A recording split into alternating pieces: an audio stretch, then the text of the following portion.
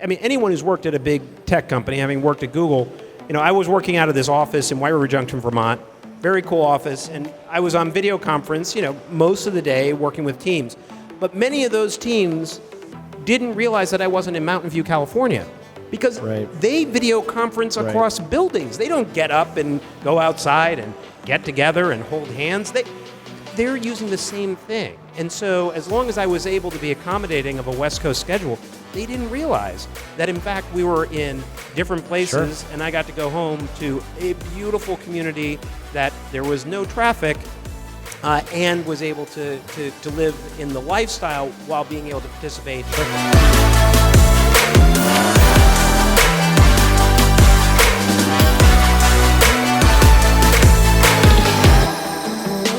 And we are recording from the conference itself. We're excited to be at the Gilliard Dig South 2019, and I'm honored to be joined by Matt Dunne, who is founder and executive director of the Center on Rural Innovation up in Vermont. And I want to begin with a theory of mine that literally all of Vermont is rural. So I'm unclear on the distinction the title of your organization creates. What is your definition of rural or non-rural? Sure. So to be clear, the Center on Rural Innovation is a national organization. We just happen to be in Vermont. It's merely headquartered there. I would argue what better place to be than the state where Congress had to give an exemption to Burlington so that the state could have a city. So it was, and it's interesting because rural-urban is frequently contextual. So in Vermont, Burlington feels like the city. And it thinks of itself as a city, even though it only has 48,000 people in it. It is the center of activity, and in fact, it's the place that is seeing the resurgence that's being seen for the last 10 years in cities, and the rest of Vermont, for the most part, has seen the same rural opportunity gap and the collapse of rural economies that have been seen across the country as well. So it's an interesting microcosm, but we're doing work across the country. Well, collapse is a strong word, and we're going to come back to that in a second. So we've set the context. This is a national question. Yeah. And it's not completely clean when we say rural versus urban. Like there's some context there that would be useful.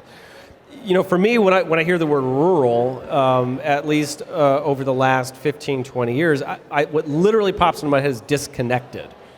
Like geographically disparate, but also like literally not plugged in. Mm-hmm. It's just out there. Mm-hmm. Is that a myth you're working to dispel, or a terrifying reality that we must solve? What's the level of disconnectedness? Well, it is a myth that we're trying to move people away from, even though it is also a challenge. So we actually use, to be more formal, the Medicare Medicaid definition of rural, which any rural person would take a look at and go, oh yeah, no, that makes sense. Mm-hmm. And on our website, which is ruralinnovation.us, you can actually go to our rural opportunity map, which shows a number of things, including what's considered rural, what isn't, things like where there is fiber to the home, gigabit speed connectivity in rural America. I spent my life, I grew up in Vermont, was in public policy, was in tech in rural America, was the head of AmeriCorps Vista, and then spent 8.5 years at Google. I refused to move, so they let me open an office in White River Junction, Vermont, which is still there. I will point out. Why? Why did I refuse to move? Yes. Because living in a rural place, for people who love being in rural, the idea of being shoehorned into a city where you're spending an enormous amount of money on your rent, you're sitting in traffic, all of that stuff. I would rather be living on the small farm where I grew up and being able to contribute to a company like Google or anything else, which I fundamentally believe you can do from anywhere if you have some of the basic infrastructure pieces. Well, I love that answer, and we're in kind of a parenthetical space, and we're going to come back to the bigger issue you were talking about. But what we got there was a little brief but intense defense of rural living. Absolutely. As a choice and a preference. And I think that gets lost often in these conversations about access to broadband, equity of opportunity, really significant, interesting stuff. Mm-hmm. And every now and then I'll meet somebody who will look right back at me and go, yeah, no, I like it the way it is. Well, but that's or aspects of the way it is. absolutely aspects of the way it is. And so one of the things that is interesting is that rural places, particularly where they were so rural when electricity and telephone service was coming in, they had to figure it out for themselves. So they created municipal electric companies and cooperative electric companies and small telephone companies. And they're actually using that same infrastructure, which is community-oriented, community-minded, and leapfrogging most urban and suburban places and bringing fiber to the home, gigabit speed technology, so that today there are census tracts representing 10 million rural people with the fastest internet speeds in the country, faster than you can usually get in New York City or San Francisco. And if you think about that as a distributed pool of talent, it's larger than New York City, Boston, and San Francisco combined. And once you get that infrastructure, the promise of the internet was that there should be no limit to where someone can thrive and succeed in digital economy, jobs, and entrepreneurship. And that's what we believe. The folks on my team have actually lived it in one way or another, and we are seeing unbelievable change agents that are trying to change the story about the potential for being in rural, engaging global marketplaces, and succeeding. Is that the greater challenge, changing the story? I mean, is that the focus or perhaps the primary driver that moves you in the activities and the education you do? Or is it more the systemic, or the access to infrastructure, the literal tools that would be needed to connect these communities? Which to you is the greater danger at the moment? Well, the thing that actually is motivating me is what we've seen since the Great Recession of 2008, which is the emergence of the largest rural opportunity gap in our country's history. And we've gone through a lot of transitions in rural places and in urban areas, but right now there is an enormous economic gap because, since the recession, which hit everybody, urban areas have shot up like a rocket in terms of its economic performance, and rural places have barely come above the trough. Some of that happened from automation that very quietly came sweeping through traditional rural industries like farming and extraction and forestry and even smaller scale manufacturing. Advanced manufacturing shows some potential for rural places, but it also allowed for rapid prototyping with Singapore. So we need to be able to, so as a result, this economic gap opened up that's been pretty devastating. And you add to that things like the heroin epidemic, and you've got a pretty devastating situation in much of rural America. Now, despite all of that, and despite a narrative that grew, again, over the last 10 years, that if you want to be able to do anything at all, you've got to be in a big city living in a 10 by 10 apartment for $2,000 a month, there is groups of people who are actually making it work and are creating companies and wealth who are working in a distributed fashion. But you've got to have some certain things to be able to make it work, and that's what we're out there doing, is helping rural communities, small towns, micropolitan areas, to be able to develop digital economy ecosystems that can grow and thrive in those places. Yeah, well, and I'm glad we landed there. And if you're listening or watching right now and thinking, okay, these guys have kind of drifted into like an MSNBC overview of an issue that doesn't affect me, I want to refocus a little bit. And there's a very simple question that faces every entrepreneur, every startup, which is where. Now, for many of you, it might literally be wherever you happen to be at the moment, right? The idea struck, or that's what was convenient. But pretty quickly, if you're serious about scaling and if you're serious about building something that will last, you face this question of where will we grow it? Where will it live? What is the optimal location for its delivery or acquisition of talent or whatever else?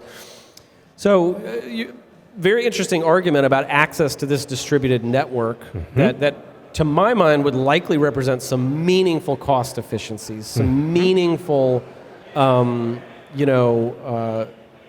layers of security, right, in its redundancy and your access to additional talent. And you could be hearing this going, Yeah, and I have no idea how to do that. This guy's encouraging me to just a distributed network of rural developers. What do I do now? If I'm agreeing with you, then what? So what's interesting is, like with any good startup, we are following a trend that's already happening, which is more and more people working through companies like Upwork, where they're being able to find jobs anywhere and be able to be successful by the greater atomization of particular jobs and the desperate need for talent, right? Because if you talk to any CEO in these big cities, they're having to pay higher and higher and higher wages to have people leave after a year and a half to go to another company that's going to offer them more. Look, we know that digital economy ecosystems are not going to be simple to do in a rural place. You have to do it with intentionality. You have to create density, which is why you do it in a downtown. You create a co-work space, you create live work space, you do all those pieces.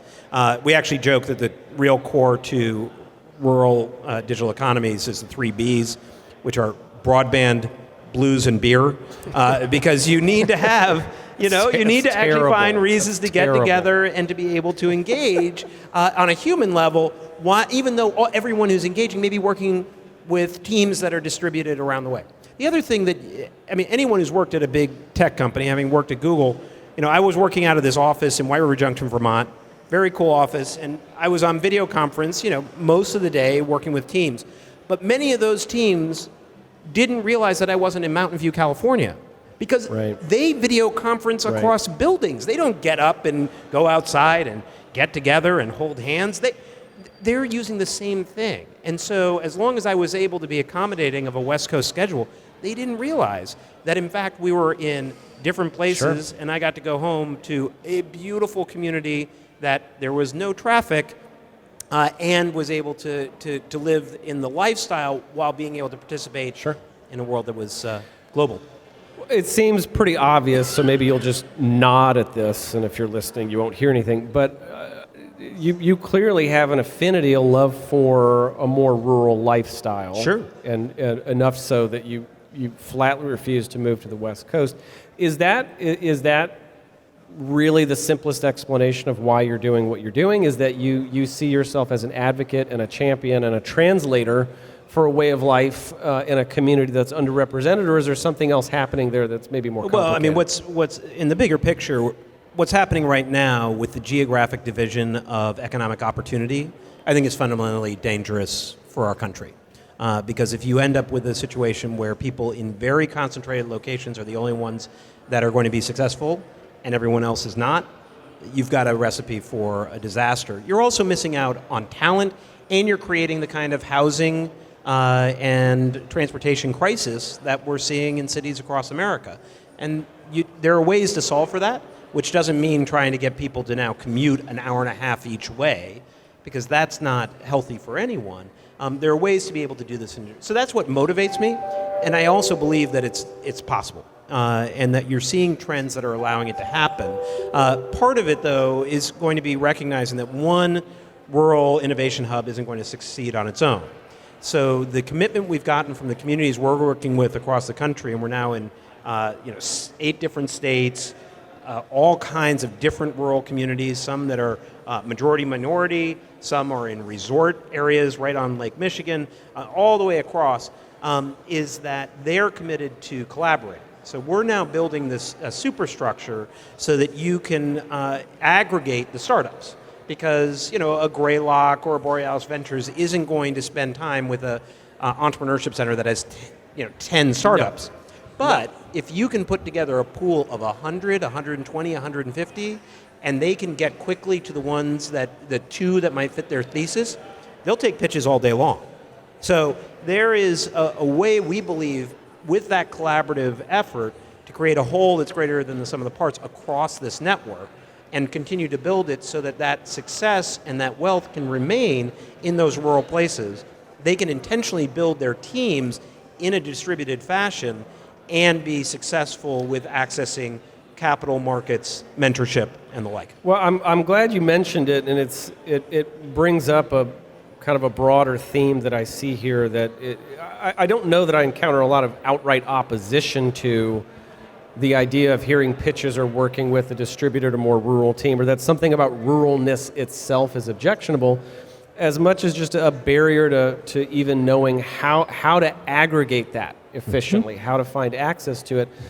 And it points out the larger bias embedded in many of the social tools and systems that we rely on for those exact functions, that were often concocted in San Francisco or hatched in New York, and they quite literally rely on a volume of people being nearby. It would not work to swipe left if there were only 8 people in the vicinity. It would be a pretty quick experience and not very useful. Sure. So what would you have to say about that theme, speaking broadly, that rural communities are underserved in the social platforms and connective tissue that many of us rely on? Or what's an alternative we should be looking at rather than just bemoaning the problem? Yeah, I think the issue of social platforms provide both challenges, like you're mentioning, but also opportunities for rural people to be actually connected to larger universes. I mean, look, the creation of free video conferencing and the jump that we have made just in the last 20 years, when we used to worry about how long we were on a long-distance call, to now being able to have a video conference with someone on another continent with zero duration cost. used to matter. You remember that when Exactly. duration was like you gotta get off the phone because it's too expensive. Nobody listening remembers that. Right. So So I think there is there are ways where the tools that are being set up, the Zooms and the Slack, are actually facilitating the ability for folks, no matter where they want to live, to be engaged with a community of folks that are, like-minded and engaged and the like. The challenges come in the transition we're making in what is media, right? Because as rural news deserts have emerged, as the traditional media world has been completely disrupted, right now we're in a place where cities are the only places where traditional newspapers and outlets are, and rural people are feeling like they're being talked about as opposed to being a participant in the it's not a conversation. feeling. It's literally happening now. We're doing it. Exactly. Yeah. And so there is a moment, I believe, for continuing to experiment with how you deliver news context that can allow for voices, no matter where they're located, to be a part of that conversation. Matt, we're going to get you out of here in just a minute, but I want to shift just a little bit and have you offer some advice or observations about your own entrepreneurship journey. A lot of our listeners and viewers, when they think of that, they think of it in like purely commercial terms. Right. Like, what have you started or sold? Right. You're a guy who's been in and out of public policy, in and out of social impact, and it's extremely entrepreneurial in the sense that it is very decentralized, not organized, risky, and it comes with some big rewards, some very satisfying payoffs. Tell us about what has mattered most to you through that journey, or some advice you would pass along to somebody who's open to the idea of entrepreneurship or defining it as merely starting or sticking with something that matters, even if it means being on their own. The best advice I could give to people is keep your aperture open, right? I got elected to the legislature when I was 22 years old, straight out of college. And that wasn't because someone said, of course you should run, right? That would make all kinds of sense. And it was a little fluky, and I could have lost just as easily, but it set me on an interesting journey. I was then part of a software company based in Wilder, Vermont, founded by other people, but grew it to 120 employees and had an exit that was twice its revenues, which was at the time considered great, and the money stuck around and reinvented itself. Then did a bunch of entrepreneurship in various large organizations like higher education, doing a lot of reorganization at AmeriCorps Vista, and the Vista part, which was from 25 years ago, creating an online recruiting program which hadn't existed, and really finding ways to do that reinvention and redevelopment. And then the current work that I'm doing now, this is in some ways my first true startup, right? We started a nonprofit from scratch, and oh boy, let me tell you, it has similar journey issues where suddenly you're running out of your seed grant and trying to figure out where the market fits. It's every bit as hard with twice the paperwork. It is a lot of paperwork. We now have revenue streams, though, which is interesting, from government sources, from nonprofit sources, and then fee-for-service from for-profit entities. So we've actually reached an interesting blend of revenue streams that we think will make it more resilient in the longer term. To the paperwork side, oh my good God. But it is, all of those efforts that I was involved with were about connecting to something that I deeply cared about as a person. Yeah, and it sounds like important. it was sparked by some experiences earlier in life that had you see that being open-minded and just trying something could work out. Absolutely. Yeah. Yeah, it's an incredible deal. If you're listening and self-identify as living in a rural area, and this is connecting for you, or you have a concept or a project and want access to rural talent, or you'd love to hear pitches from companies that are maybe overlooked, that are pretty exciting in efficiency, Matt, where should somebody go? Is there a URL? What should they do? Sure. So they should definitely connect with us at ruralinnovation.us. That's our website. We have also links to the Rural Innovation Initiative, which is our effort to build this network of digital economy ecosystems across the country, and people will probably see some near them. We're then going to be going to the next round of communities that we're looking to bring on board, where we help them with raising money to be able to get that core piece, completing their strategy, because they've already been working on this for a little while, if it makes sense for them, and then being able to engage with other national resources, service providers, as we're being able to connect the national world of entrepreneurship to rural places. So we would love to hear from folks and get them involved. I love it. Matt Dunne, founder and executive director for the Center on Rural Innovation. Thank you for joining us.